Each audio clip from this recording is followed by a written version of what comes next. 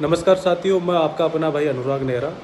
साथियों, आप सभी को बताना चाहूँगा कि कल जो लैब टेक्नीशियन, सहायक रेडियोग्राफर और फार्मासिस्ट और नेत्र सहायक की जो डॉक्यूमेंट वेरिफिकेशन लिस्ट आई थी, साथियों उसमें आप सब उसको लेकर के काफ़ी चिंतित हो।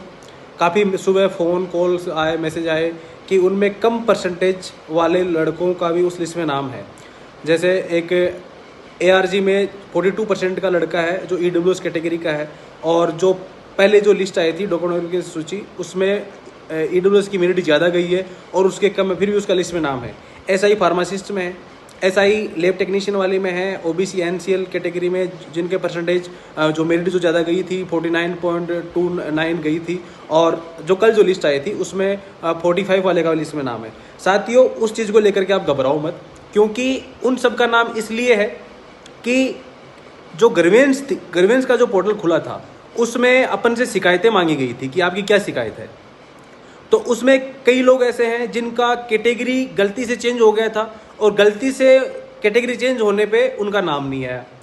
कई लोग ऐसे थे जिन्होंने एक्सपीरियंस सर्टिफिकेट लगा रखा था, लेकिन फिर भी उनका एक्सपीरियंस के जो बोनस अंक थे वो नहीं जुड़े थे।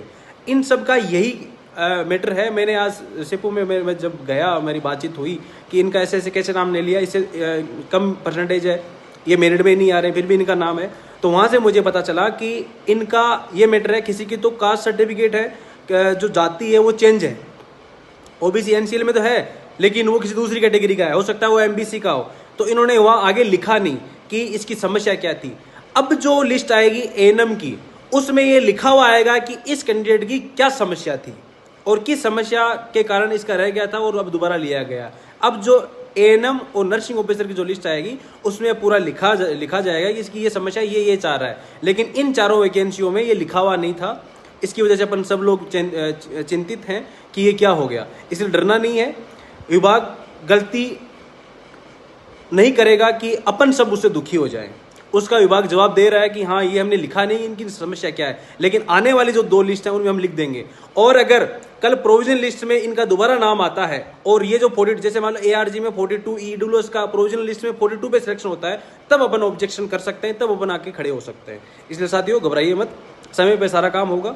आपकी प्रोविजनल लिस्ट भी आएगी और ANM और नर्सिंग ऑफिसर की डॉक्यूमेंट वेरिफिकेशन लिस्ट भी आएगी, और सबका जो योग्य है उनका वेरिफिकेशन भी होगा और सिलेक्शन भी होगा। धन्यवाद साथियों।